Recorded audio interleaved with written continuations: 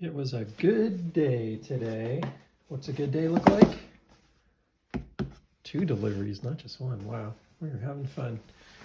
If you caught some of the videos today, and there's a few, and I'll publish different ones in different times and stuff, but I've been carrying the Demco AD20.5 and the titanium for a day, and really liking what I'm seeing here for so many reasons.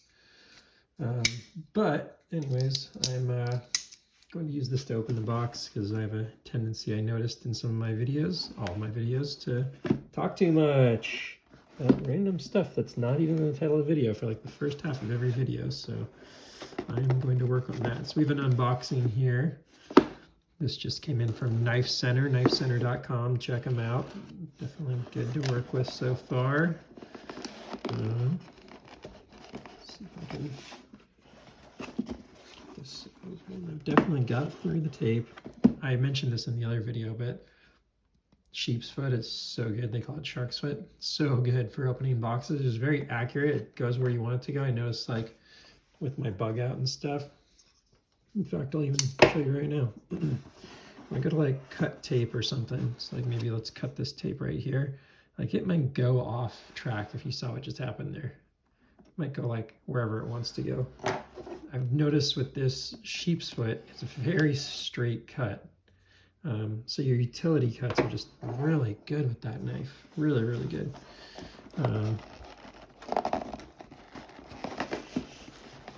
All right, I'm opening the back of the box because the front has my name and address and all that stuff on it. Did I just... So, well, you know what? Why not, right? That's what they're here for. When you're struggling with a hurt thumb, I could just be using my darn knives on my darn knife channel to do what darn knives do. I always check these are compostable. I know it sounds silly, and this is a knife channel, not an environmentally friendly channel or whatever, but I try and be environmentally friendly, and like, yeah, much rather stuff like this that I can compost. Try and give the world that my son lives in a little advantage versus styrofoam. We do a styrofoam recycling service that my wife pays extra for, but ooh, look at that. A little extra gift from Knife Center too. So we'll get this out of here. Let's make sure nothing left in the box there, and then I'll clear this all out. Good to go. All right, sorry for the mess. Such a noob. All right, boom, boom, and last one here. So, another Demco, and the reason I decided to do this one as an unboxing is because this is the Knife Center exclusive model. You've seen on my channel I have quite a few Demcos. In fact, in my other unboxing today, I got the gray grivory in the AUS 10A. Just interesting. Everyone packs that up a little differently. Here's the one I opened up earlier today. So this one was from Knife Center. This one was from DLT Trading. This one came with this separate. I was mentioning in the video, and this is no knock on DLT. I'm sure this is not them, but this one's like, it almost looks like it got a little dirty or something, like it's out of the package. Whereas this one's, you know, probably no dirt on that one. Cool. So if this one and this one had a baby, this might be what it would look like. I mean, probably be a little skinnier, but I wanted to see what this was like in the D2. I've had some really great experiences with D2. I mentioned when I got back into knives this round, and you can see what happens with my Carta there. I oiled this up, and now I'm getting these oil spots coming through. But with my with D2, it's been great. I've used this CD Elementum for things like whittling and stuff. Had a really good experience with D2 so far. Probably the most concerning quality of D2 would be like toughness. Obviously the hardness is just through the roof, but like the toughness, and then it's not, although it's very close on the chromium levels, it's not considered to be a stainless steel, but we'll see how it lasts. I've only had this one for a few months, but see how it lasts here in Bellingham, Washington, where we're really close to the water. So D2, right? The standard variants of this knife are AUS 10A. There are differing opinions on AUS 10A. I feel like, based on what I've read, it's probably a little more balanced than D2. Probably a little better on the corrosion resistance than D2.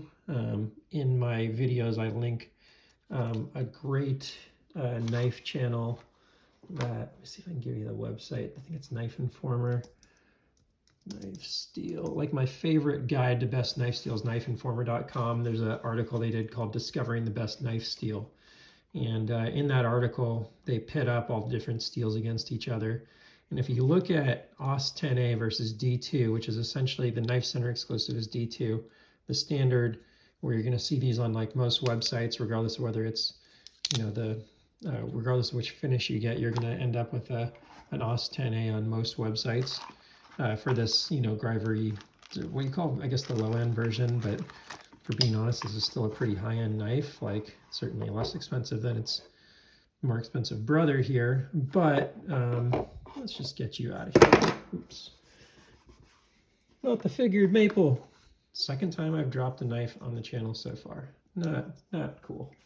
But sorry, let's clear things up here. I want to make it a little more visible. A little easier to see what I have going on here, so we'll clear out some of the packaging. I'll leave this guy for later. Just throw it over here. And throw this here at the bottom for comparison. And then we'll take this one out and throw it right here. Get nice and centered here so we can take a look at these.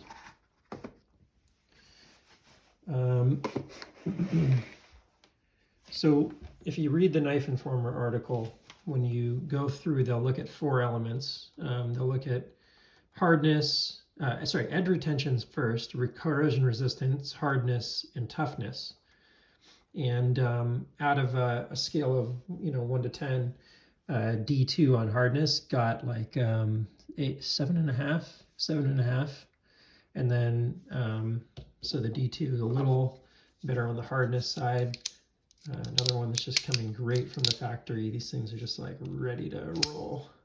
So I was thinking this might be kind of a good EDC mixing together the bright kind of fun look of the bug out with the heftiness and the great characteristics in the pocket of the titanium. I was thinking that might be more of a gentleman's knife, but I mentioned in my other video it feels a little aggressive for being a gentleman's knife. So like compared to, for instance, my tactile turn, this just feels a little tactical or something like that. So the D2, 7.5 on hardness. The not VG10, AUS 10A, bear with me one sec. I know that they had it in here. One second. Sorry, I'm going to lean across the screen and search for it really quickly.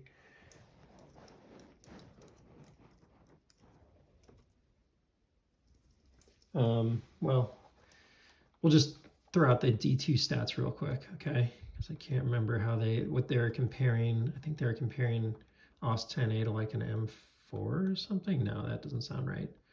I can't remember what it was, but they have AUS 8 rated on here, so I'll just give AUS 8 plus a little bit. AUS 10A is a better version of AUS 10 that's been further upgraded. I can't remember what the A stands for, but some element that is higher performing. AUS 8. So on edge retention, sorry, I think I said hardness, but edge retention for D2, they give it like a 7.5, which I've had that positive experience with edge retention on the Elementum so far. It's not been like through the roof, but it's very good. The AUS 8, they're rating at like a 3.25. So I imagine like an AUS 10A might be like a, who knows, maybe like a 4 or 5. I can't remember what they were comparing it to, 440 or something, or N680. I'll do a little more research and come back on that. The D2 on corrosion resistance comes in like a 4 out of 10, which isn't terrible, right? Like you take like a 1095 knife is rated like a 2, and like a N680 is rated like a 9, and a M390 or a 20 CV is rated at like a, what is it here, like a 7+. So like it's not terrible, all things considered. It's a 4. It's not like, it's better than Maximate, which, you know, amazing edge retention on Maximate, but definitely has, because it's similar to Maximate. It's just a little better on corrosion resistance. On hardness, D2 is up there, rated at, you know, like a 62 Rockwell average or something. It depends on heat treatment and all that stuff. And then on toughness, D2 is, you know, going to be a little chippier or, you know, a little less tough depending on how you look at it, coming in at like a 5.5 versus, you know, like a crew wear is going to be like an 8, a 1095 or a 3V is going to be like a 9. So there's this 3V here, which is just really good on toughness. So it's very interesting, the 3 metals, the 3 steels that are available in this knife, right? So you can see when you get it. First of all, I love the logo on this side. It's just, Demko is such a cool brand. It looks so good. On this side, you'll see what, you know, the blade steel is. So here's the AUS 10A. Let me make sure we get nice and focused there. On this one, you've got the D2, and I know they made like a bunch of other like customs along the way, but like, what can us average folks get? D2, 3V. DLT Trading actually had some of the slims, the 80-20 slims out today, and I literally went to the website within, sorry, let me refocus the camera here, the website within like 29 minutes, I think it was, after I saw the email that they were back in stock, and they were gone. Like these Demkos, those are, I think it was $450 for like an S45 VN 80-20 slim, 80-20S, and they were gone in like minutes. Crazy. I think they had orange and gray grivory scales available. So I'm excited to see what this is like. I thought it'd be cool to just do a little sharpness test and see if, you know, based on either, you know, it's still made in Taiwan, but how it's made. Yeah, I'm definitely not getting through it as easily. So the factory,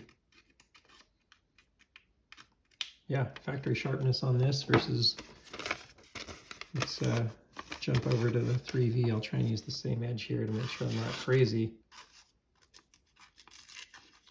You know, this is very, I'm using this like very lightweight paper. That'd be like almost between like a paper and a paper towel in terms of what it takes to cut through it. I wanted to like really put it to the test, but I found the 3V blade, even though I mentioned in one of the videos it felt very smooth, it's just like very easy through paper. We're not seeing that here, are we, on the D2? Let me cut us a nice, that's just really nice. Get us another edge to try and use here on the paper. This stuff's really light, so. Okay, 3V, killer. D2, I can't even get into it. So that's interesting.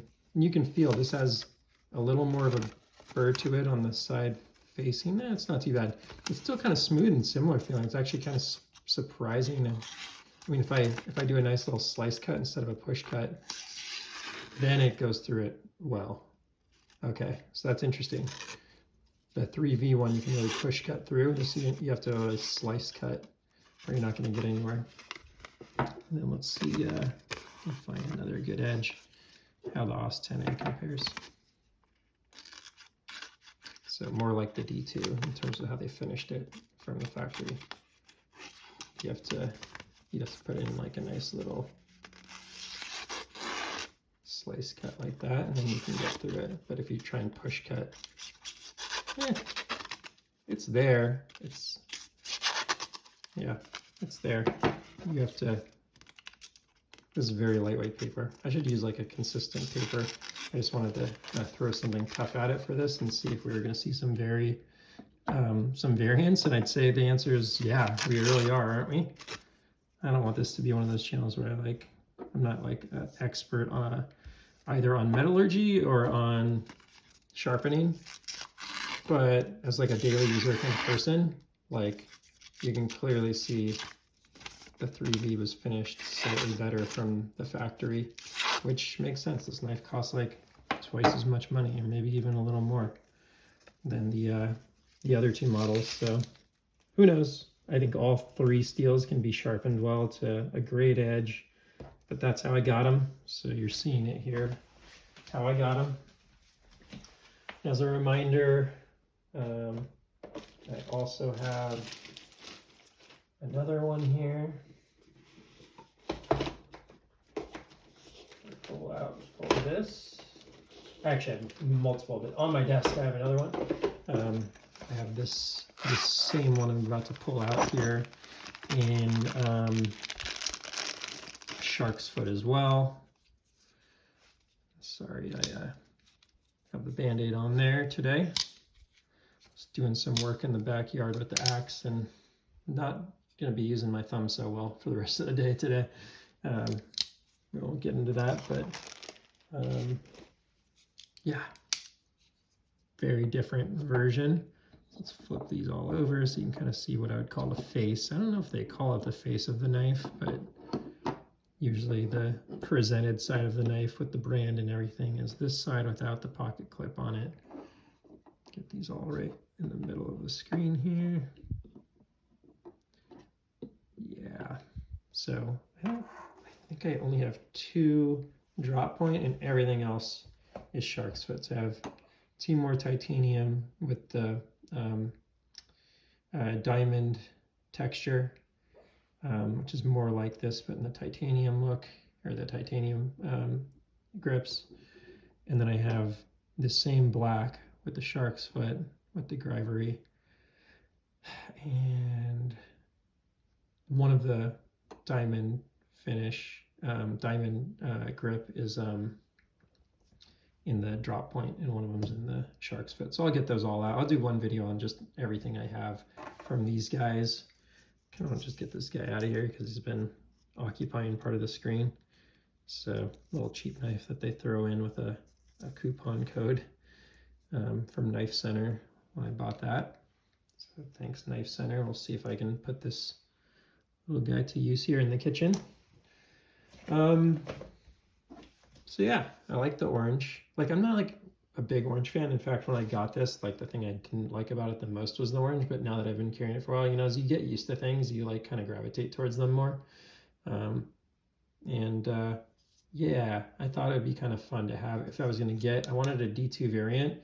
I thought it'd be fun to like have that be the one that's, you know, comparable to like the color of the bug out. I had some options. I didn't like the, like, I can't remember what the name of the green. They call it flat dark earth green, but it's not a flat dark earth green. It's like a, you know, very light green. And you'll see one of the advantages of this knife, when you've got an injured finger, you can still, or injured thumb rather, and you know, even can't do your spidey flick super well. Like I can barely spidey flick it right now because I'm trying not to put pressure on here. You still have the advantage of being able to open this knife in like a 3rd deployment model. I'm sure there's many more, but like in terms of like standard deployment models, you know, you got 2-hand, 1-hand, you know, standard opening. But in terms of like flip open action, you know, you're gonna spidey flick, thumb flick, which I just can't do right now because of the accident. And then now you got this, like, you can actually see there, by the way, how it pops it out of there.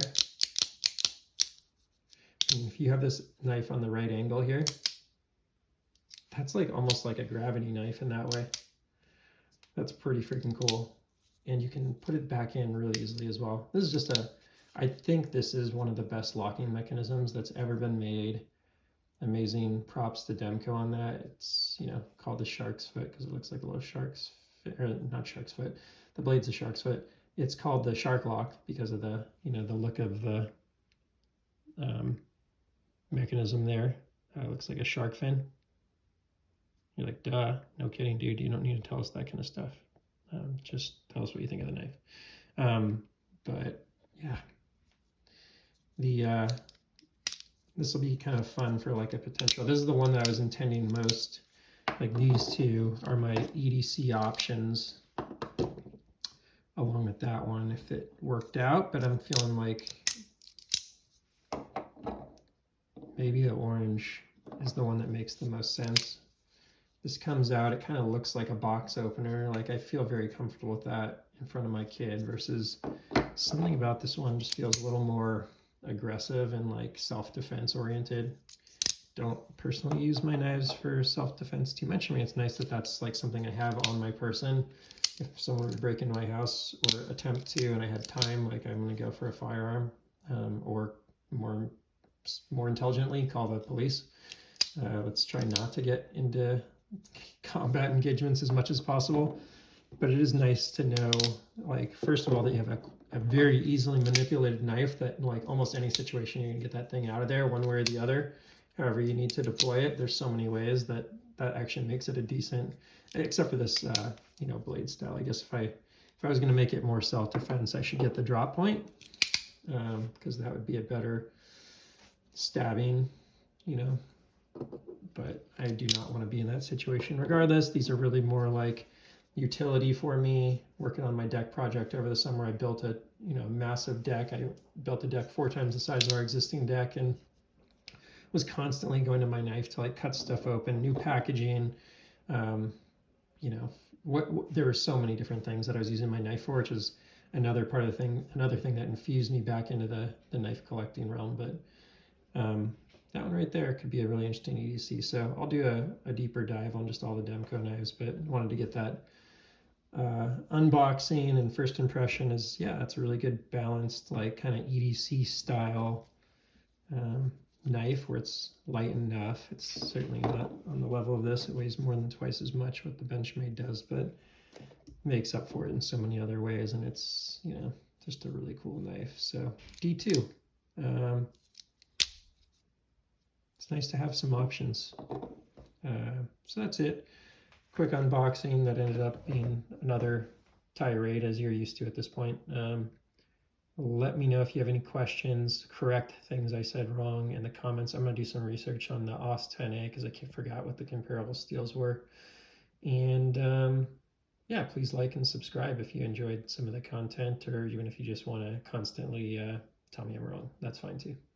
Thanks for stopping by, and take care.